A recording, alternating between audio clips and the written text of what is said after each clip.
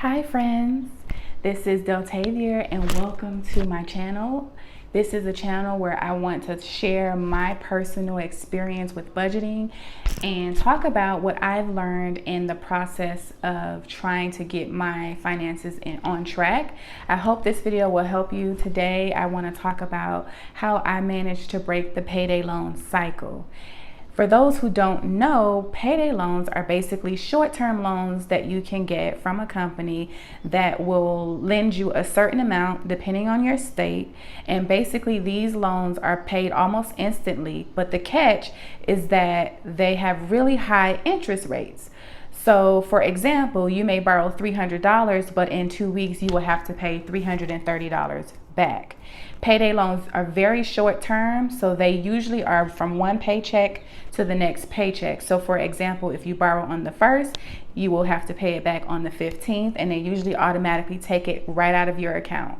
So obviously this is a very dangerous lending system that can very much be predatory and often does target Black communities as well as poor communities. I was relying on payday loans for quite a while. The last payday loan I received was back in October of 2019. The reason why I found myself relying on payday loans was because, quite frankly, I was living paycheck to paycheck, and I had a lot of unexpected expenses that would come up and throw me off, as well as I was just not doing a good job of tracking my expenses every month or every 2 weeks, because I am paid on a 2-week basis. So I was just not tracking as closely as I should have been. So what I did was made at least 5 changes that I think really helped me to get my finances together. The first thing I think is really important is to communicate. I think it's really important to talk to your family and friends about where you stand financially. At least talk to people that you trust. You don't have to tell everybody that you are, on a tight budget, but at least talk to your close circle and let them know that you are trying to get your finances back together and that maybe you can't go out every Friday for happy hour. Let them know that you're going to be very intentional with budgeting and you would prefer to do things, to get a heads up on certain events so that you can put it in your budget. I found that for me, spontaneous social events was just something that would totally throw off my budget. And then next thing you know, I would be short at the end of the paycheck. And then I would have to go ahead and try to borrow this money. So talking to people about it, I know there's a lot of shame associated with talking to family and friends about your finances, but I think it's really important to go ahead and be honest and upfront with them. And you might learn that they too are on a tight budget and maybe you can help each other. Another reason why talking to your family and your friends and your social network is important is because they may be able to help you. So talking to your family, they may be able to offer you a little bit of financial assistance to kind of help you get on your feet. To me, that is a lot better than borrowing from one of these companies where you're going to pay a ridiculous amount in interest. So if your friends or your family is willing and able to help you financially, don't be afraid, don't be ashamed to ask for help. You really, we are a community and we should be looking out for one another. At least that's what worked for me and that's how I see it. The third thing that I would say is it's really important to budget. So for me, I did have a budget, but I was not really budgeting as intentional and as strict as I do now. So I kind of had a general idea of what my bills were and when they were due, but I did not budget my variable expenses well at all. I would always under budget, eating out and food and groceries. I would under budget things like Uber trips, and it would come back to bite me.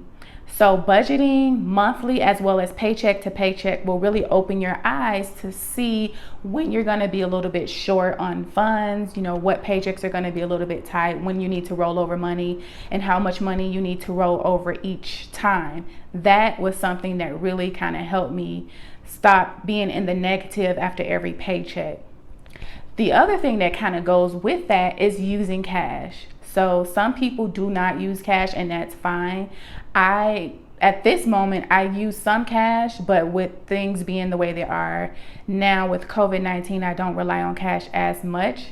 But in the beginning, I did find that a cash-based system just worked well for me because I could physically see when the money was running out, and it kind of did something, it kind of tricked my brain to kind of slow down or to be a little bit more frugal when I needed to be.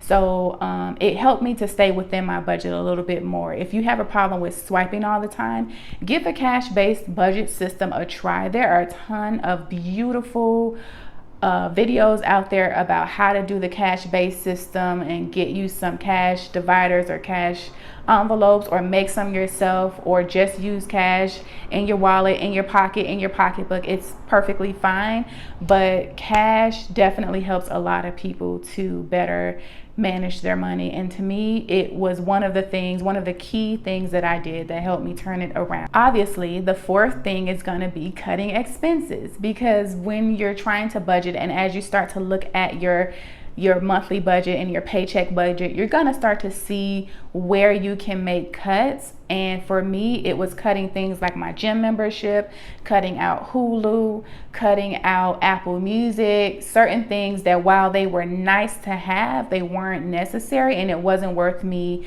being in the negative at the end of the paycheck. So I had to make kind of a tough decision and cut out some of those expenses that were just kind of extra, at least for the short term. Once you get your financial footing, you can always add certain things back. But when things are tight to the point where you're relying on payday loans and borrowing money and things like that, you should go ahead and cut out any and everything that is not necessary and just put yourself on a very strict budget.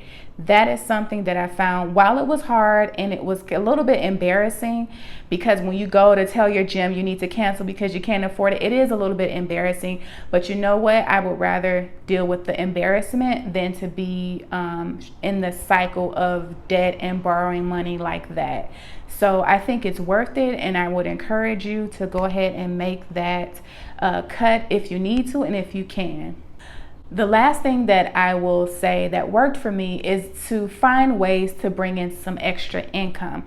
That can be through doing surveys, doing Instacart, Grubhub, babysitting, tutoring. There are a number of ways. Get creative on how you can bring in and make a little bit of extra money. Perhaps even at your current job, you may be able to work extra hours if you're hourly. For my situation, I actually found myself renegotiating my salary, and I can actually make a video about salary negotiation and what I was able to negotiate for myself.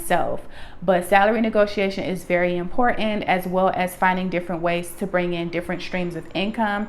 In addition to that, some people found that selling things, whether you're selling on Poshmark or Facebook Marketplace or Craigslist or whatever it is, you probably have things around your house that you're not using that is worth some money and that you can sell, to people, whether it's furniture or clothing or purses or shoes or whatever. Electronics is a big one. You'll be surprised. You can make $100 here and there doing different things like that. So finding extra income is going to be crucial in your budgeting management and your money management in order to kind of break the payday cycle. So those were some of the things that worked for me and how I was able to divorce myself from payday lenders, payday loaners, and really get my finances back on track to the point where I have a really healthy savings account, and I have a buffer, and all my bills are paid on time, and I have extra money to help other people. It is possible, and I just want you to know that you will be able to get out of debt. You will be able to get out of that nasty, vicious cycle, and we are here in the budget community to help you. Don't be afraid to look around for resources. There are a lot of free budgeting resources out there, and if you have any questions or comments or suggestions, or if you want to share your experience with payday loans or payday lenders or lending money to friends or anything that I discussed in this video, leave a comment down below, and I will see you in the next one. Thank you so much for watching. Bye.